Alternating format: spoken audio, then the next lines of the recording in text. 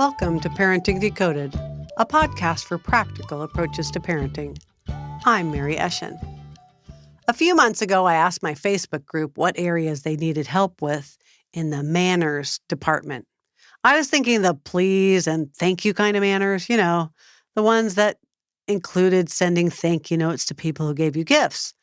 However, I got a whole list of ones that weren't even in my brain anymore now that my boys are grown and out of the house.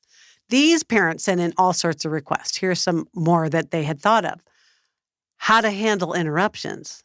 This one was the most requested one of all. How to get kids to say please and thank you for meals. Using excuse me when interrupting. And dealing with table manners, including the eating with your mouth open offense. Yikes. I thought this would be a breeze of a podcast. Well, it's clearly a larger topic than I'd anticipated. So I've decided to do a series of podcasts on manners so that I can delve deep and you can pick and choose the areas that you need the most help on. So here goes.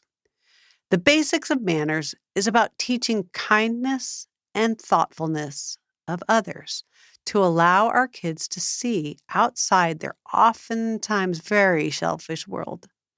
Our mission as parents is to grow our children into people who are thoughtful, respectful, and conscientious. And manners are a part of the responsibility we have in getting them there to that wonderful person we want them to be. This first lesson is about how to instill just one of those fundamental magic words into our kids. Please. How do you incorporate please into your family? Well, here are my ideas. First, start young, and I mean very young. There's baby sign language for please. If you have a small baby, use it. You can do a Google search and find lots of resources for it. With older kids, I want to say that you should set a family rule. A lot of you know that I think communication is really helpful, and I love family meetings for doing that. If you have been struggling with please and other manners, hold a family meeting. It should be short and sweet. I wouldn't lecture, but I'd make a short statement about how in our home we treat each other with respect, and using please and thank you are pillars of respect. Let them know that you're going to start by encouraging the use of please in a consistent manner. Ask your kids what they think, listen to their feedback, and you can schedule more meetings as you move through different manners. Next, practice. Well, what does the dialogue sound like? Well, in my home, my routine was when I got asked something without a please, I would very nicely say, and how do you say that nicely? And if the child just said, please, with whatever request they had, I would then say, and how do you say that in a full sentence?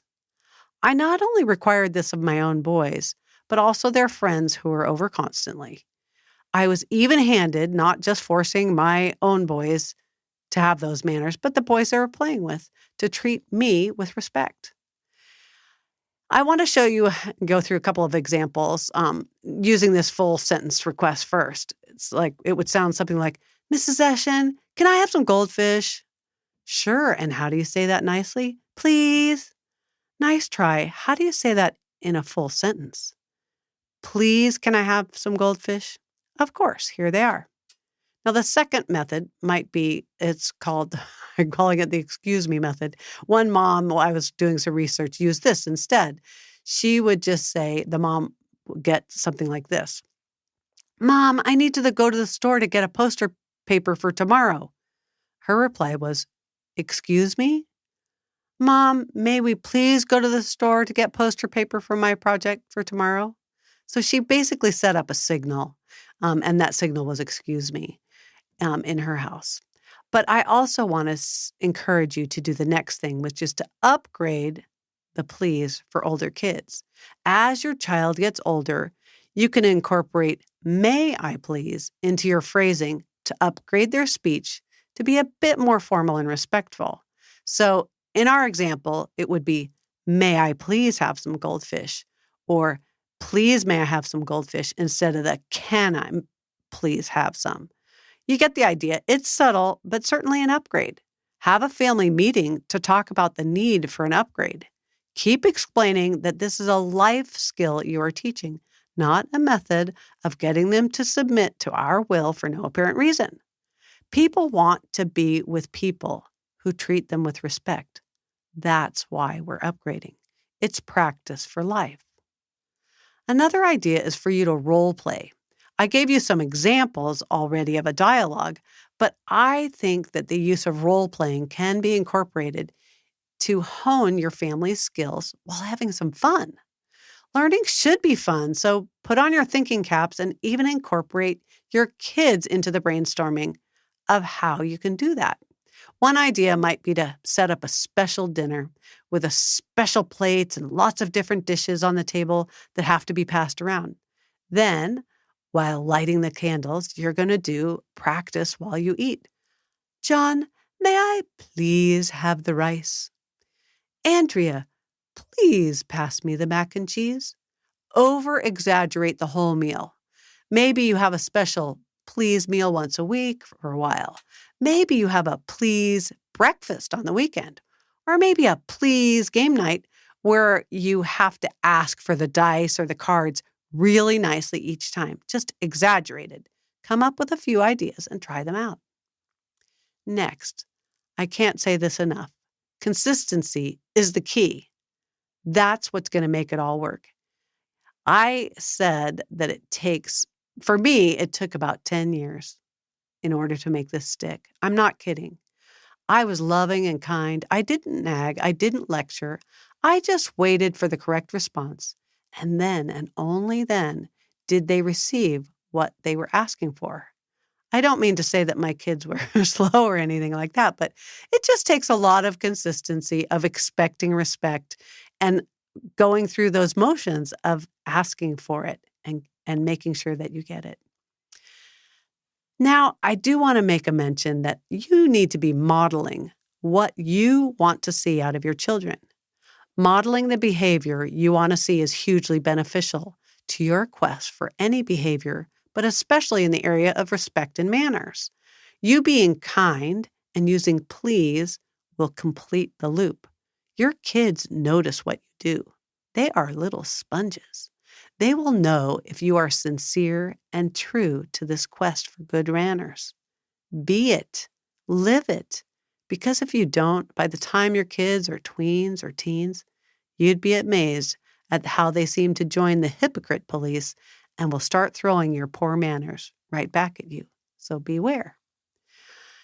I also really want to encourage you to leverage the please, what I call leveraging the please. Keep in mind that you have leverage with please, since it happens before something your kids want. If your kids want something, it means that you have currency to trade. If it's help with math or washing their favorite pair of jeans or playing a game, you know that their brain is in an open mindset to listen since they want something from you. Seize the day. Ask for the please, and you'll get it.